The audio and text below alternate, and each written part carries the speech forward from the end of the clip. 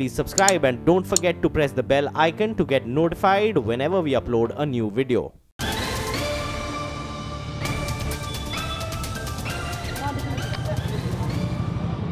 भैया जी कहिन में आपका स्वागत है। और ये जो सामने दृश्य है ये सुबह से आप अपने टेलीविजन स्क्रीन पर लगातार देख रहे हैं। कहने के लिए कुछ है नहीं, बहुत ज्यादा सिर्फ इतनी कि शायद जो सांसें जिनके उम्मीद सारी दुनिया लगाए है और जिसको हमेशा हम कहते हैं कि जब तक हैं सांसें तब तक हैं और उम्मीद तब तक कायम है। जी हाँ, उम्मीद अभी भी बनी है कि शायद जो अंदर सांसें फंसी हैं वो सही सलामत निकलेगी। जी हाँ, ऐसा ही कहा जाता है, ऐसा ही सोचा जाता है और ऐसा ही बयां किया जाता है। लेकिन किताबों में, कॉपी में जब बात आती है तो सिर्फ यही होता है कि आहा कैसे भी, बस कैसे भी, किसी तरह भी काम होना चाहिए, जेब गर्म होनी चाहिए।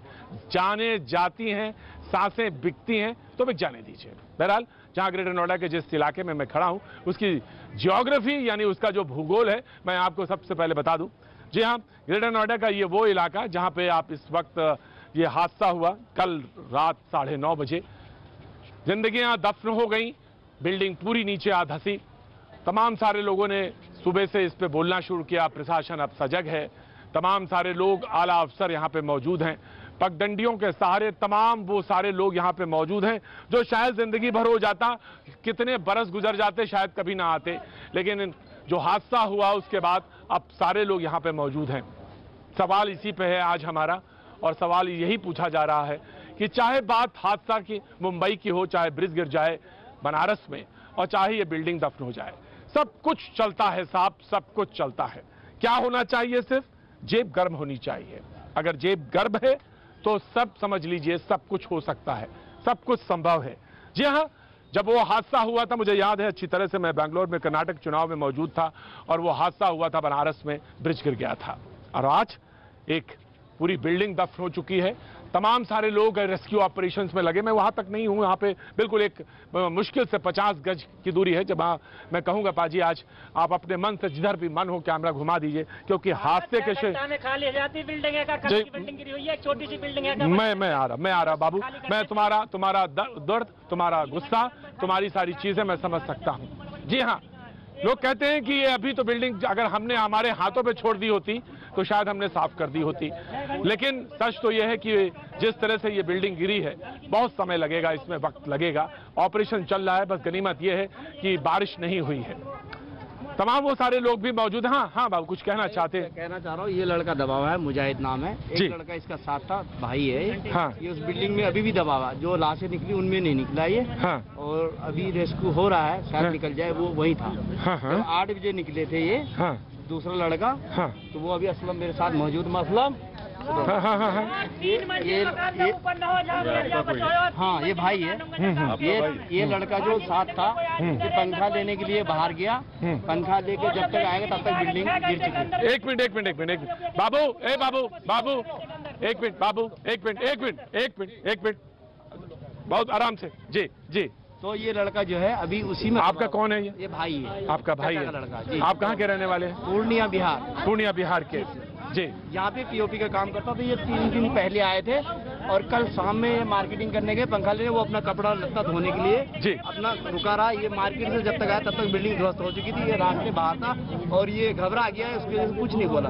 हमें दिन में पता चला, ओखला दिल्ली से आए, तब जाके हमने इसका सपोर्ट किया। फिर आप लोगों के माध्यम से मैं इसे ढूंढना चाहता हूँ। जी, तमाम वो सारे लोग, तमाम वो सारे चेहरे, तमाम वो सारी कहानियां जो बताई जा सकती हैं या जो कही जा सकती हैं। लेकिन सिर्फ सवाल यही है और सबसे बड़ी बात यह है कि जेब जो है गर्म होनी चाहिए, बस।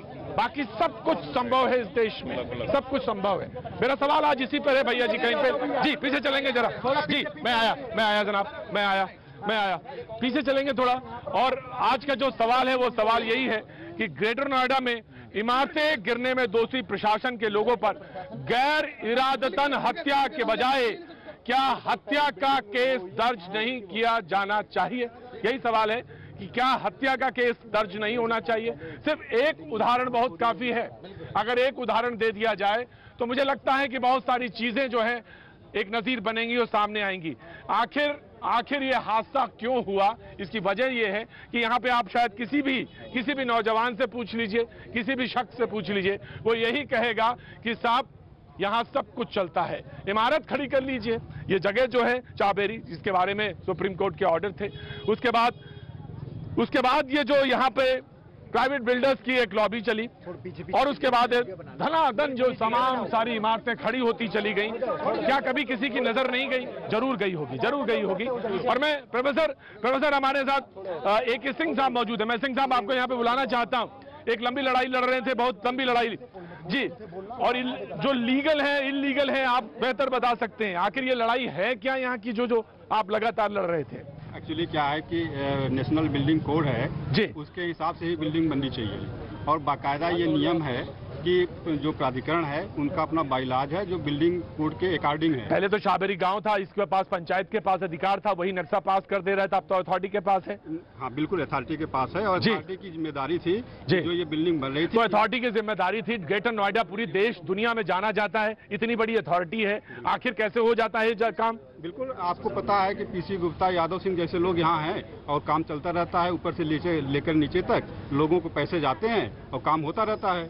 इसीलिए यहाँ पर जो है किसी तरह से कोई इन्वेस्टिगेशन नहीं की गई। मैं लगातार बराबर वही सवाल आपसे पूछ रहा हूँ, क्या हत्या का मामला, जुर्म का मामला नहीं दर्ज होना चाहिए? यही सवाल है बार बार आज भैया जी मैं यही सवाल पूछता हूँ। बिल्कुल, मैं पहले से ही कह रहा हूँ कि सबसे पहले इरादतन हत्या का मुकदमा उस एडमिनिस्ट्रेटिव अफसर को होना चाहिए जिसकी ये जिम्मेदारी थी, इसके बाद बिल्डर पे होनी चाहिए। लेकिन होता क्या है, पहले बिल्डर को पकड़ा जाता है, एडमिनिस्ट्रेटिव अफसर जो है जिसकी जिम्मेदारी थी उसको जो है यहाँ पे जो साठगांठ का धंधा था वो कैसे चल रहा था? ये सबसे बड़ा सवाल है। बिल्कुल, कैसे चल रहा था? बिल्कुल, इनका एक फोकस है राजनेताओं का, अफसर का और बिल्डर का। ये 3 फोकस है। इस 3 को अफसर का, राजनेताओं का और बिल्डर का।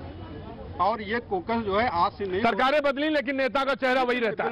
बिल्कुल नहीं। आज पेपर में देख लीजिए, आज में ही एक पुलिस इंस्पेक्टर ने आरोप लगाया कि मुझे थाने के लिए 4 लाख रुपए देने पड़े थाने लेने के लिए, तो कोई नहीं बदला। इसके पहले भी अभी अथॉरिटी में 3 ऐसे कर्मचारियों की नियुक्ति हुई थी जो बिल्डर के आदमी थे जी, और बिल्डर के आदमी को बिल्डर के आदमियों की नियुक्ति हो सकती है। ये है सच्चाई। मैं राहुल सेठ साहब को बुलाना चाहूंगा। राहुल सेठ साहब RTI एक्टिविस्ट हैं, लगातार RTI लगाते रहे, आज हमारे साथ मौजूद हैं। जी राहुल जी, सवाल यह है कि RTI के बावजूद जवाब आते हैं या मिलते हैं या फिर कहां जाते हैं?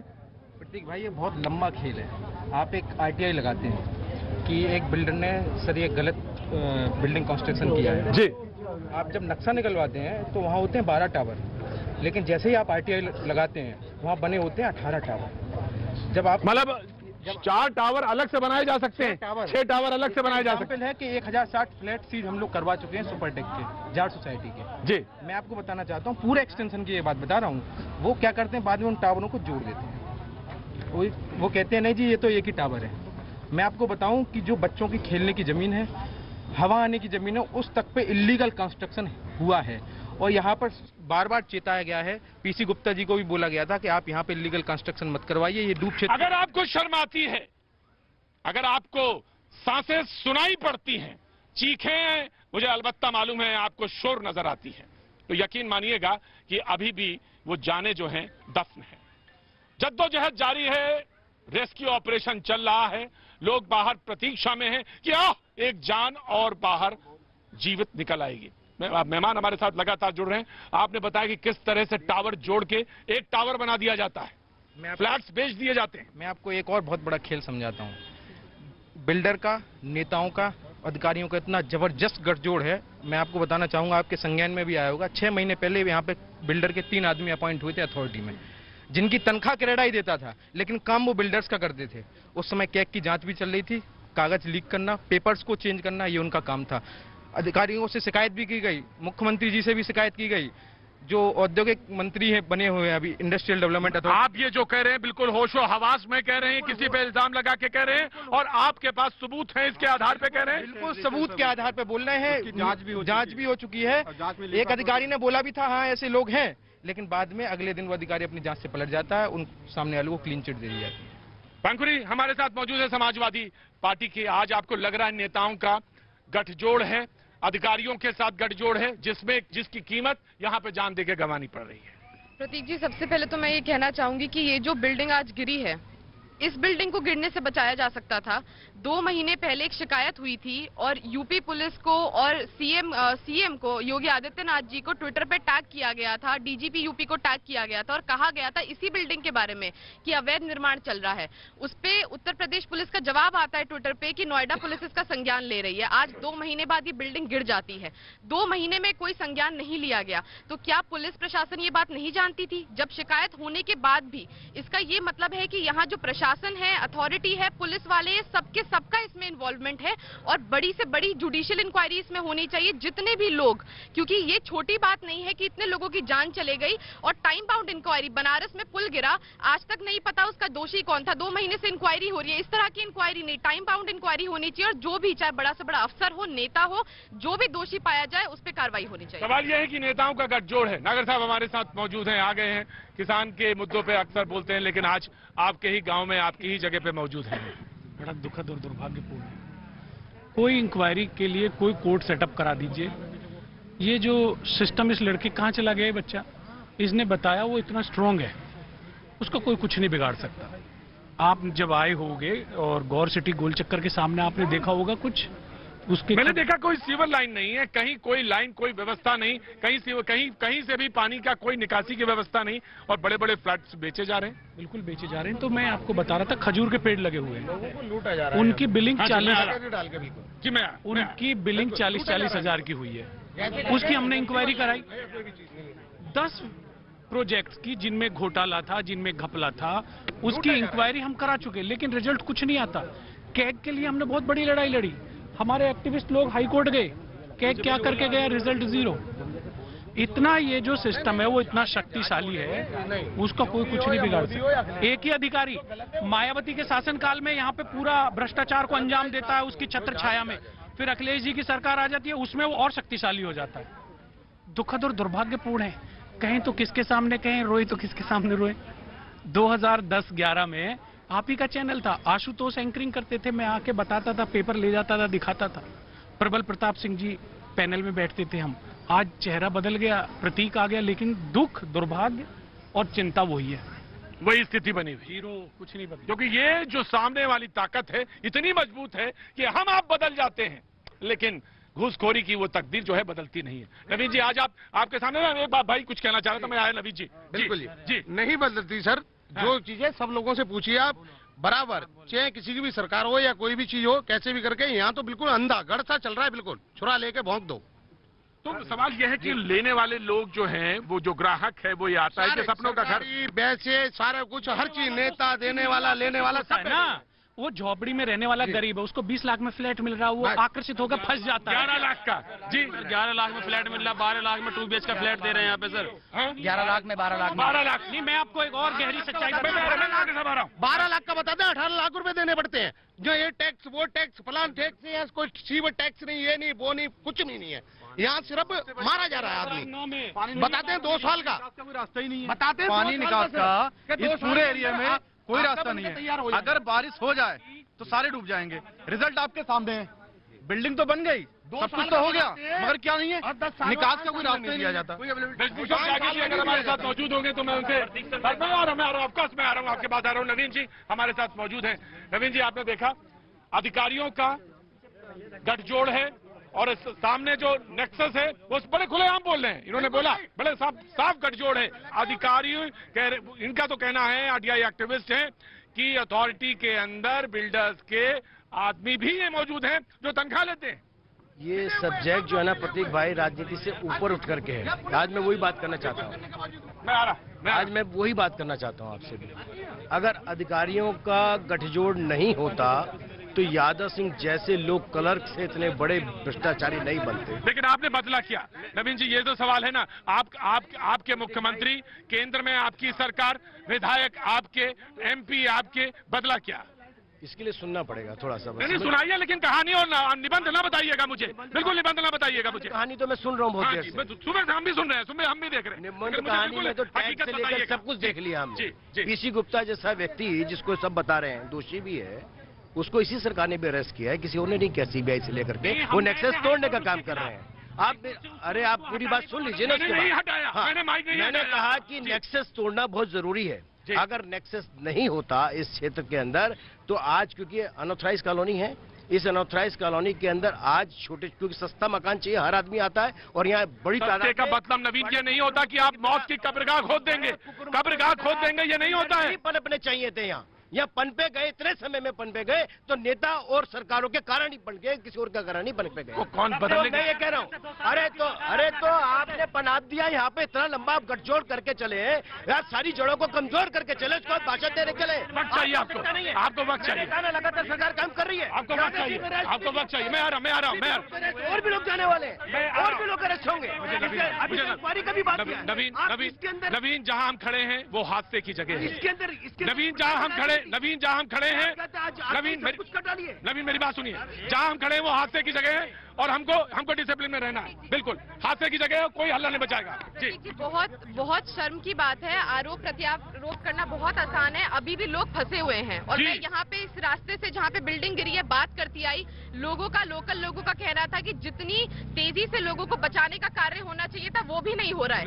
जब ये बिल्डिंग गिरी, आप लोगों से पूछिए 1 घंटे बाद पुलिस आई है, क्या कर रही है पुलिस? तो आप लोगों से पूछिए कितने घंटे बाद पुलिस आई, कितने घंटे बाद रेस्क्यू, कितनी देर बाद हुए। जब पुलिस बचा नहीं सकती, आप लोगों की जान नहीं बचा सकते। नवीन तुम्हें सुनना है ना, मैं तुम्हें सुनाता हूँ ऑपरेशन करने के उस परिवार के, मैं सुनाता हूँ नवीन। रेस्क्यू ऑपरेशन 125 करोड़ की आबादी, 50 लाख लोग केवल डिजास्टर मैनेजमेंट में जानते हैं। आज क्या सकता है नवीन, हल्ला नहीं बचाने की जरूरत है। नवीन मेरी बात समझने की कोशिश है। हादसे की जगह अगर आपको देखना है क्या हुआ, कौन परिवार जिसने गृह प्रवेश किया 1 दिन पहले वो दफन हो गया। ये है हकीकत। जो आया, नवजोत हमारे साथ मौजूद है, जो परिवार यहाँ पे, जो फैमिली आई जिसने गृह प्रवेश किया 1 दिन पहले, बच्चे समेत दफन हो गया।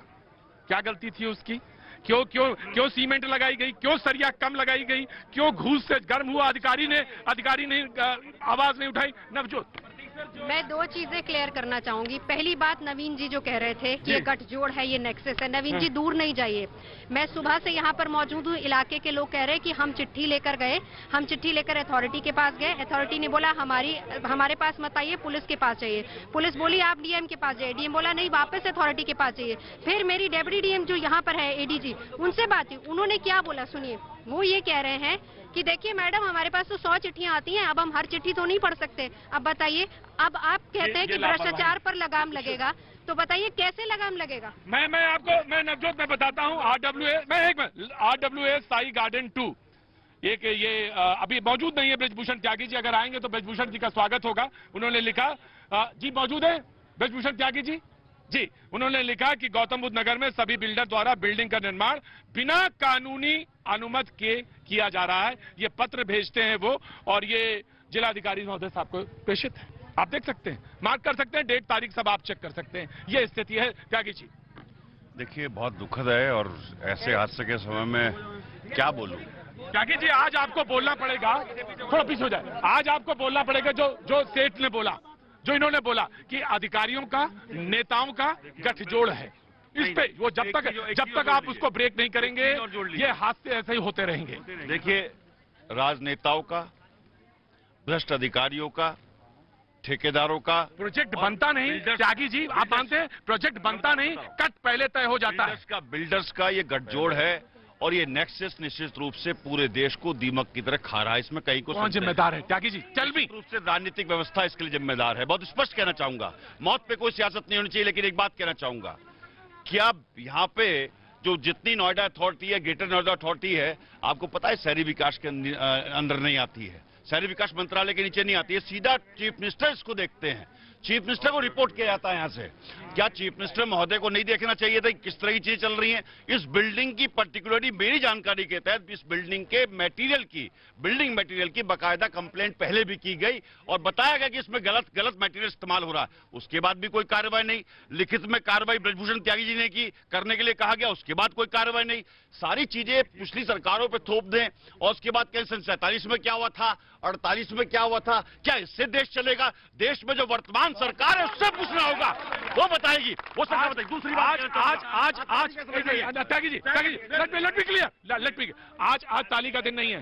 रुके दूसरी बात और कहना प्लीज आज ताली का दिन नहीं है, ना शोर मचाने का दिन। एक महत्वपूर्ण बात और कहना चाहूंगा जी, ये जितना इलाके में आप खड़े हैं प्रतीक जी, ये प्रतीक जी सारा भूड़ का इलाका है। देहात क्षेत्र में भूड़ उस इलाके को कहते हैं जहां नीचे रेत होता है। मैं पूछना चाहूंगा ग्रेटर नोएडा अथॉरिटी के जितने इंजीनियर्स हैं और जितने भी क्या नाम बड़े अधिकारी हैं, क्या उन्होंने देखा कि राफ्ट किस तरह की डल रही है? अभी मैं आ रहा था, एक बिल्डिंग में देख रहा था, राफ्ट जो डल रही है वो अद्धों से और क्या नाम से रोडी से ईंट से डल रही है, ईंट से, जबकि राफ्ट डलनी चाहिए रोडी, रेत, बदरपुर, सरिया, सीमेंट, इन 5 के कॉम्बिनेशन से। लेकिन अभी आप देख लीजिए, जाते हुए देख लीजिएगा कि यहाँ पे जितनी भी राफ्ट डल रही है, सारी राफ्ट में जो है ना सिर्फ छोटे छोटे ईंट के अड्डे डाल रखे हैं। उसे दरअसल मुश्किल बताएं क्या है? मुश्किल बात यह है कि जब जेब हमारी गर्म होती है तो आंखें उतना ही देखती हैं जितना अधिकारी दिखा देता है या जितना नेता चाहता है। ईमानदारी की बात तो यही है। फिर चाहे जान जाए, सांसें जाएं, और चाहे आप यही इस तरह से कीड़े मकोड़े के तरह खड़े रहें। वक्त ब्रेक का, वापस।